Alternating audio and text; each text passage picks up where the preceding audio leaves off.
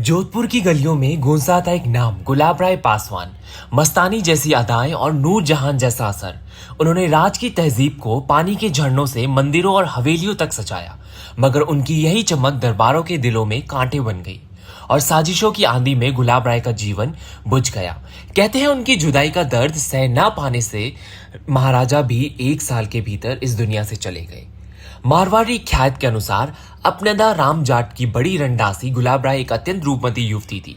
सन 1766 में वह जोधपुर नरेश महाराजा विजय सिंह जी की सेवा में शामिल हुई। धीरे धीरे उनकी सुंदरता और कला निपुणता से सबको मोहित कर लिया गया। गुलाब राय को प्रारंभ में ओसवाल पंडित के रूप में रानीवास में स्थान दिया गया। समय बीतने के साथ उनकी नजदीकियां महाराजा से बढ़ती गई और सन 1775 में महाराजा विजय सिंह ने उन्हें अपनी उपपत्नी अर्थात पासवान के रूप में स्वीकार कर लिया।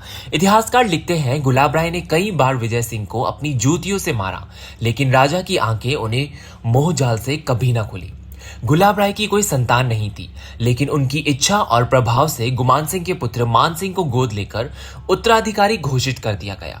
जब राजपूत सरदारों ने विरोध किया और कहा कि हम एक दासी के पुत्र को मारवाड़ का शासक नहीं मान सकते, तब महाराजा विजय सिंह को राज परंपरा के अनुसार मान सिंह को गोद लेना पड़ा। सोचिए, एक तवाइफ की मर्जी से पूरा राजवंश का उत्तराधिकारी बदल गया। ये गुलाब राय के प्रभाव का सबसे बड़ा प्रमाण था। लेकिन कहानी यही समाप्त नहीं होती।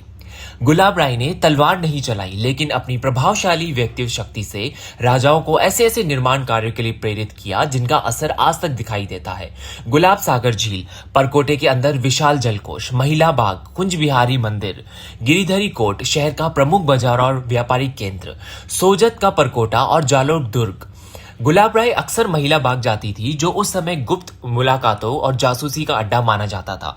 महाराजा विजय सिंह उन पर इतना विश्वास करते थे कि दरबारी फैसलों में भी उनकी राय ली जाती थी। यही वजह थी कि रानियां और अन्य दरबारियों के बीच ईर्ष्या और जलन बढ़ती गई। धीरे धीरे आशंका होने लगी कि गुलाब राय का बढ़ता असर सिंहासन और उत्तराधिकारी तक को बदल सकता है, और यहीं से उनके खिलाफ साजिशें पनपने लगी। आखिरकार गुलाब राय को महल के भीतर ही कैद कर दिया गया और यह यकीन दिलाया गया कि राजा उनसे नाराज है। महीनों तक वे धोखे और उम्मीदों के बीच जीती रही। एक दिन षड्यंत्रकारियों ने उन्हें झूठा संदेश दिया, राजा जालोर में तुम्हें बुला रहे हैं। खुश होकर गुलाब राय कैद से निकली, लेकिन यह छलावा था। जालोर की ओर जाते समय उनकी हत्या कर दी गई। जब राजा विजय सिंह को यह समाचार मिला तो वे भीतर से टूट गए। इतिहास गवाह है कि गुलाब राय की मृत्यु के बाद महाराजा भी अधिक समय तक जीवित नहीं रह सके और लगभग 1 वर्ष के भीतर उनका निधन हो गया। गुलाब राय पासवान की कहानी सिर्फ प्रेम की नहीं, बल्कि सत्ता, साजिश और विश्वासघात की दास्तां है। वो जो कभी जोधपुर की सबसे ताकतवर स्त्रियों में गिनी जाती थी, वही षड्यंत्र का शिकार बन